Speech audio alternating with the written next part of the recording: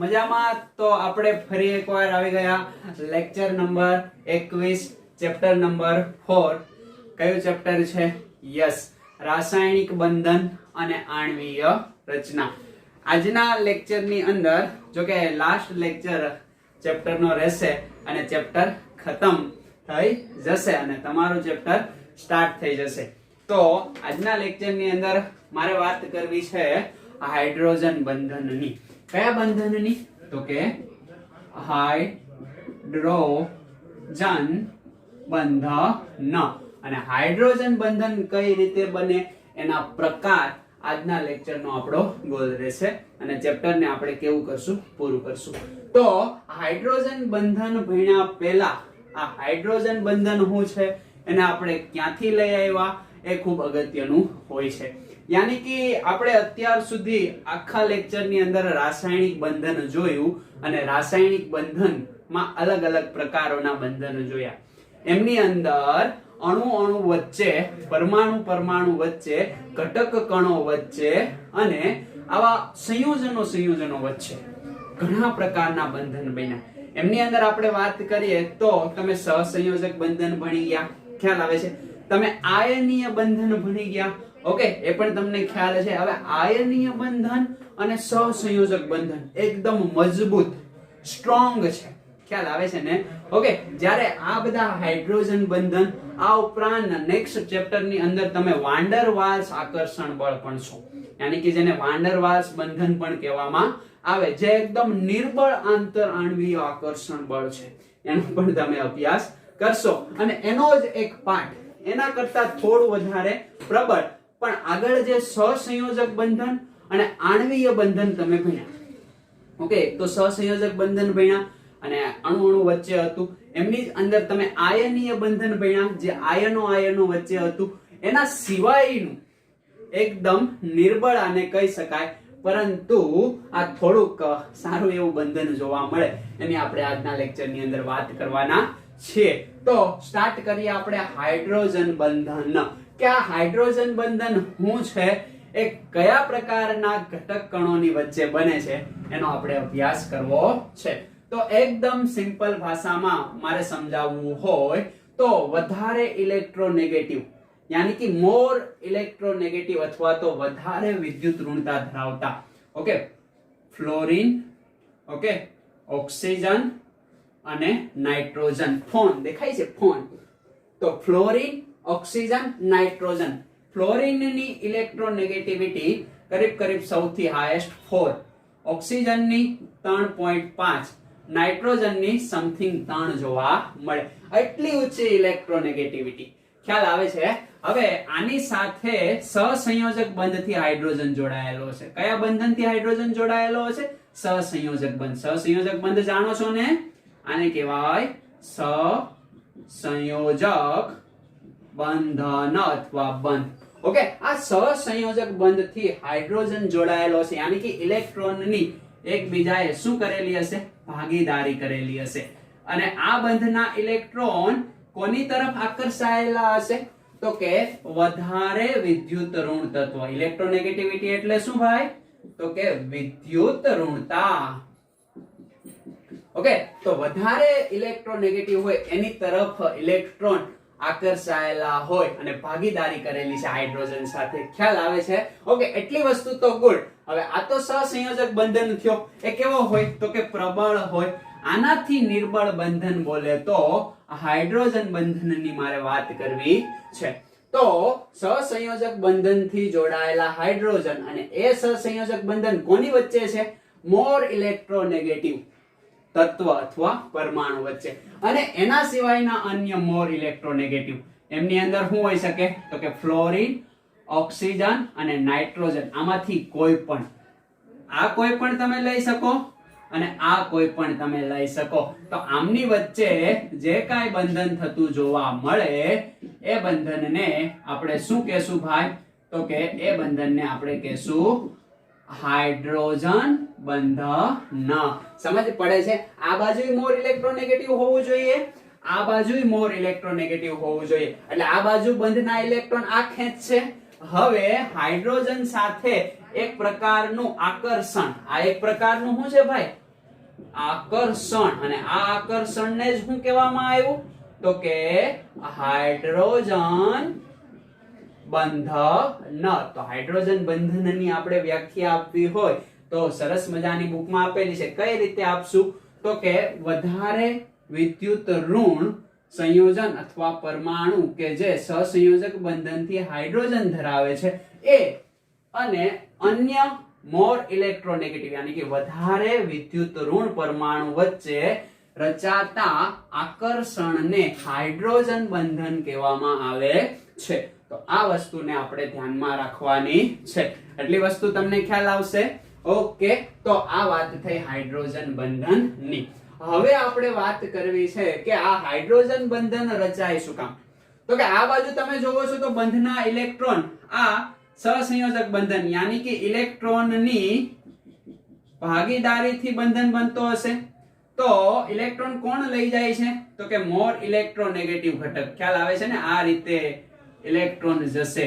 મોર electronegative વધારે લઈ જાય છે, અહીંયા લઈ જાય છે, અહીંયા લઈ જાય છે. ઓકે, આ કોઈ પણ એક અને આ કોઈ પણ એક, તો એમની વચ્ચે સહસંયોજક બંધનથી હાઇડ્રોજન હોય તો હાઇડ્રોજન બંધન જોવા મળે. આ વન ટાઈપ ઓફ કોઈ બોન્ડ નથી.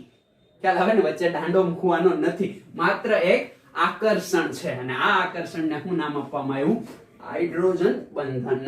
ખ્યાલ આવે છે? તો આ બાજુથી ખેંચે છે, સમજ પડે છે? હવે અહીંયા મોર ઇલેક્ટ્રોન નેગેટિવ છે, આને ઇલેક્ટ્રોન જોઈએ છે તો આ બાજુથી ખેંચે છે, એટલે બંને એકબીજી બાજુથી ખેંચવાનું વલણ ધરાવે છે, એટલે આમની વચ્ચે આકર્ષણ બને છે. અને આ આકર્ષણને હાઇડ્રોજન બોન્ડિંગ કહીએ છીએ.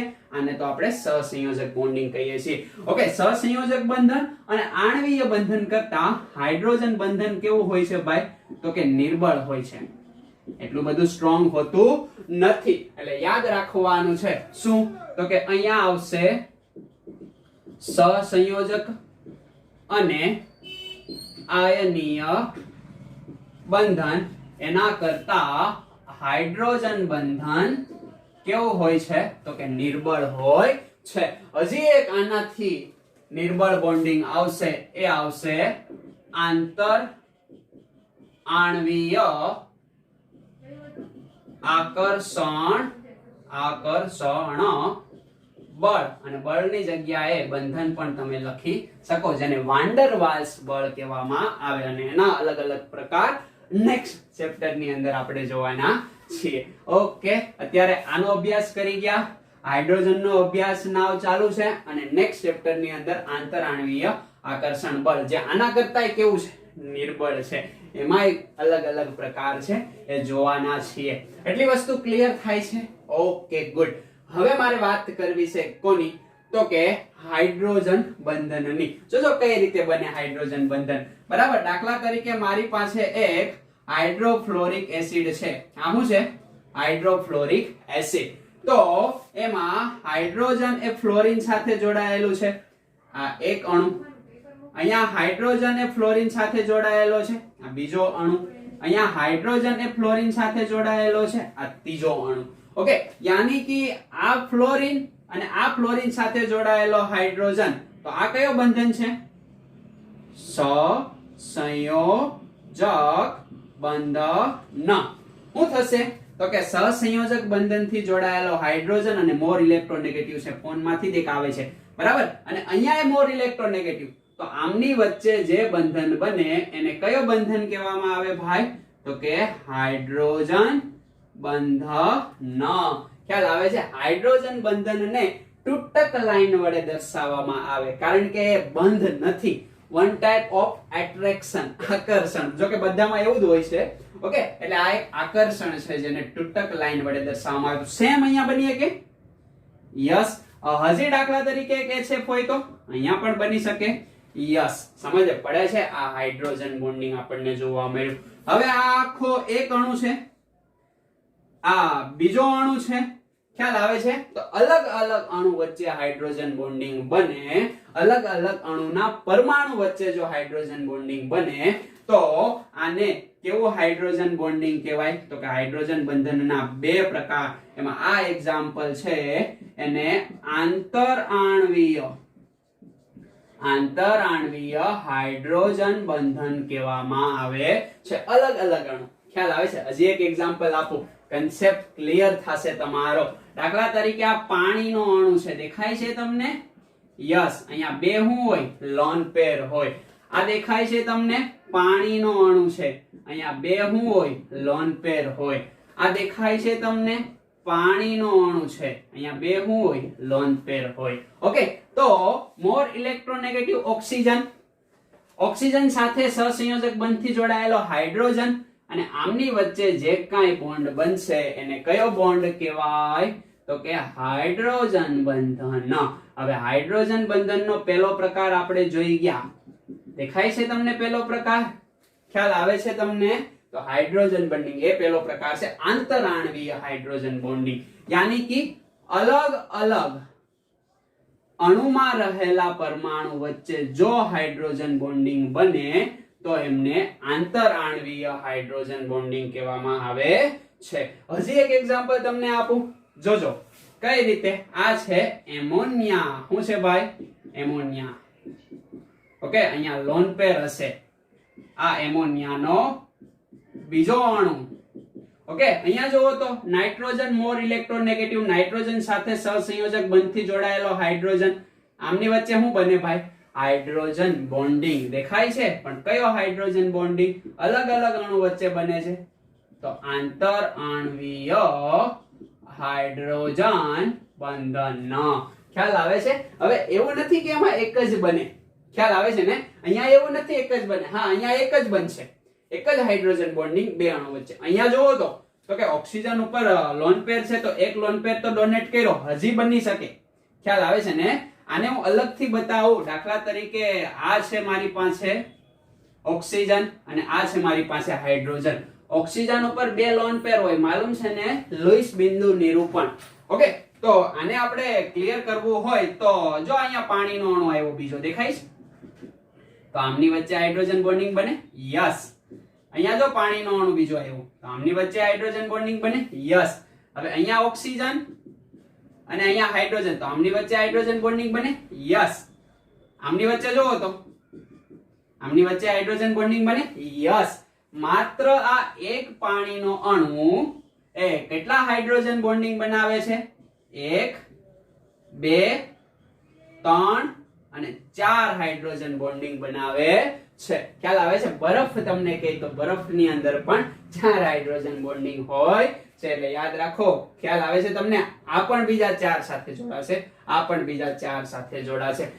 એક એમોનિયાનો અણુ એક તો બની ગયો, હજી બીજા 3 બનાવી શકે. ખ્યાલ આવે છે ને? હવે અહીંયા નાઇટ્રોજન સાથે ફરીવાર પાછું જોડાશે નહીં. એટલે આ રીતે બંધારણ આપણા બનતા હોય તો એ આપણને માલુમ હોવું જોઈએ. આ વાત કોની થઈ? તો કે આંતરાણવીય હાઇડ્રોજન બોન્ડિંગ. હવે બીજી જે મારે વાત કરવી છે કે હાઇડ્રોજન બોન્ડિંગના બીજા પ્રકારની, એ બીજો પ્રકાર છે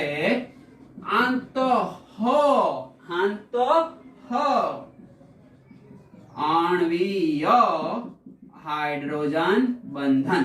ઓકે, તો આણ્વીય હાઇડ્રોજન બંધન એનો મતલબ શું? તો કે એક જ અણુ હશે, એક જ અણુના સહસંયોજક બંધથી જોડાયેલો હાઇડ્રોજન અને મોર ઇલેક્ટ્રોનેગેટિવ પરમાણુ વચ્ચે હાઇડ્રોજન બંધન બનશે અને આણ્વીય હાઇડ્રોજન બોન્ડિંગ. એક એક્ઝામ્પલ તમને આપું, અહીંયા લખું છું, જોજો. પેરા નાઇટ્રોફિનોલ એક્ઝામ્પલ છે આપણું. આ બેન્ઝીન રિંગ, એના ઉપર ઓક્સિજન, એના ઉપર હું આપું? ઓક્સિજન, યાની કે OH ગ્રુપ. તો આ રીતે લખી દઉં. અને અહીંયા છે નાઇટ્રોજન. બહુ સમજ પડી જશે, ઓર્ગેનિક સ્ટાર્ટ થશે એટલે આ બધા જ બંધારણ તમને આવડી જશે. નાઇટ્રોજન ઉપર ડબલ બોન્ડ થી એક ઓક્સિજન, અહીંયા કોઓર્ડિનેશન, અને સવર્ગ સહસંયોજક બંધન કહેવાય. બંને ઇલેક્ટ્રોન આ ઓક્સિજન ને આપી દે એટલે આવો બોન્ડિંગ બને. બરાબર? આ એક સિગ્મા બોન્ડ, એક પાઈ બોન્ડ. આ સહસંયોજક બોન્ડ યાની કે સિગ્મા બોન્ડ. સમજ પડે છે? આ પાઈ બોન્ડ, આ સિગ્મા બોન્ડ. ઓકે, પાઈ બોન્ડ, આ પાઈ બોન્ડ થશે નહીં, સિગ્મા બોન્ડ. ખ્યાલ આવે છે? તો જોવો તો આ હાઇડ્રોજન સહસંયોજક બંધથી મોર ઇલેક્ટ્રોનેગેટિવ પરમાણુ સાથે જોડાયેલો દેખાય છે તમને? યસ.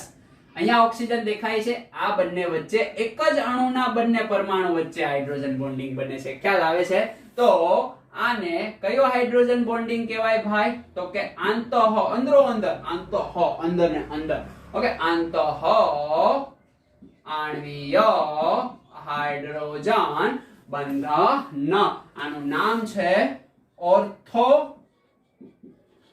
નાઇટ્રોફિનોલ. હવે આ ઓર્થો શું છે, પેરા શું આવશે, મેટા શું આવશે, ધીમે ધીમે બધું જ માલુમ પડી જશે. ઓકે, એટલી વસ્તુ અત્યારે તમે ધ્યાનમાં રાખો. એક જ અણુ માં રહેલા પરમાણુ વચ્ચે જો હાઇડ્રોજન બંધ બને તો એને આંતઃ આણ્વીય હાઇડ્રોજન બોન્ડિંગ કહેવાય. અલગ અલગ અણુના અલગ અલગ પરમાણુ વચ્ચે હાઇડ્રોજન બોન્ડિંગ બને તો આંતરાણ્વીય હાઇડ્રોજન બોન્ડિંગ કહેવામાં આવે છે.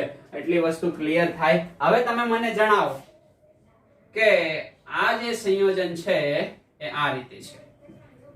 અહીંયા O અને H, આની પેરા પોઝિશન ઉપર નાઇટ્રો ગ્રુપ જોડું છું. ખ્યાલ આવે છે? એની સાથે હું બીજું કમ્પાઉન્ડ જોડું છું. સેમ કમ્પાઉન્ડ છે આ O અને H, એની પેરા પોઝિશન ઉપર હું નાઇટ્રો ગ્રુપ જોડું છું. ખ્યાલ આવે છે તમને? એક અણુ આ, એક અણુ આ, આનું નામ છે પેરા નાઇટ્રોફિનોલ. આનું નામ છે ઓર્થો નાઇટ્રોફિનોલ. ઓકે, આ 1 અને 2 પોઝિશન છે. 1 2 પોઝિશન ને ઓર્થો કહેવાય. અહીંયા 1 2 3 અને 4, 1 4 પોઝિશન છે જેને પેરા કહેવામાં આવે. એ તમને સમજાઈ જશે. વચ્ચે એક મેટા આવે 1 3 પોઝિશન, ઓમ પ્રકાશ, એ પછી આપણે જોશું.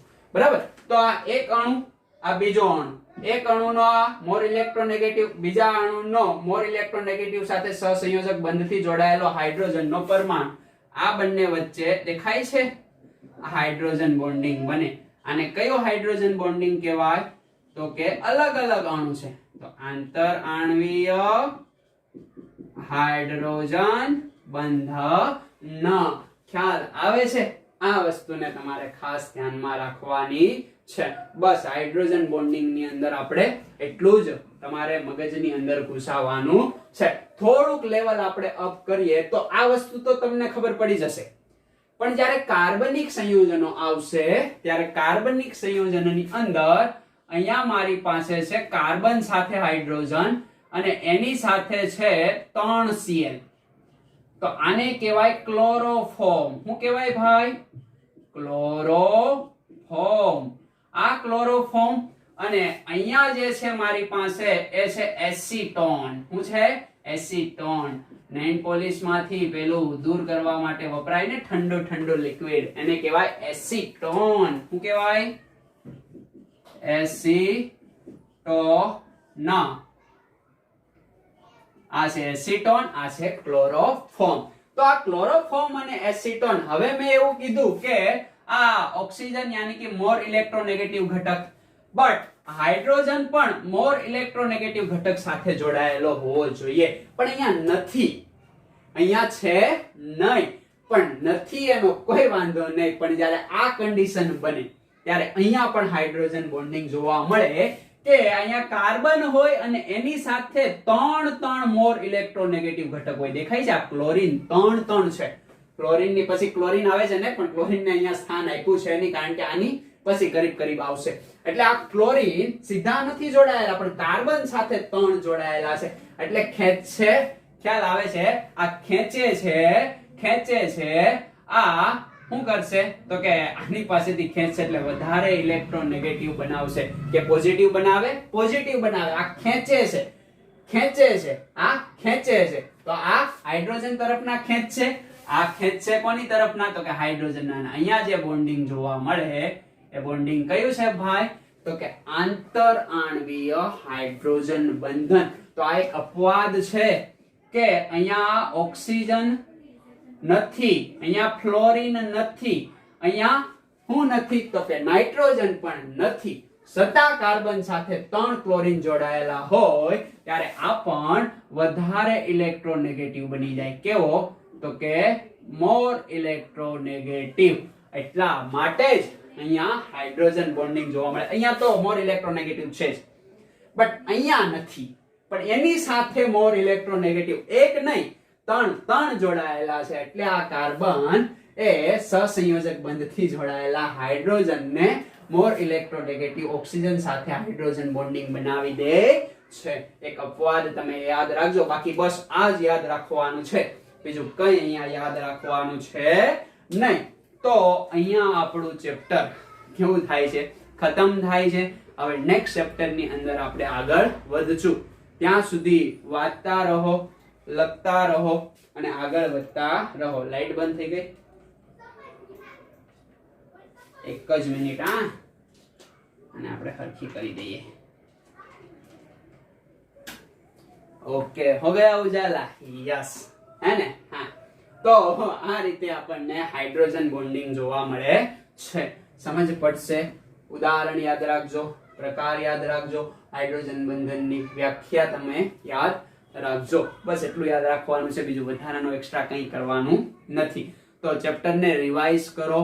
સ્વાધ્યાયમાં ઢગલા બંધ MCQs અને પ્રશ્ન આપ્યા છે. આ પ્રશ્નને આપણી થિયરીના કન્સેપ્ટ ભેગા કરીને એપ્લાય કરો. બસ આવા જ પ્રશ્ન પૂછાશે. ક્યાંય તમારે આખી થિયરી આમની અંદર લખવાની થશે નહીં. એટલે થિયરી ગોખી નાખો અને લખી નાખો તો મેળ આવશે નહીં.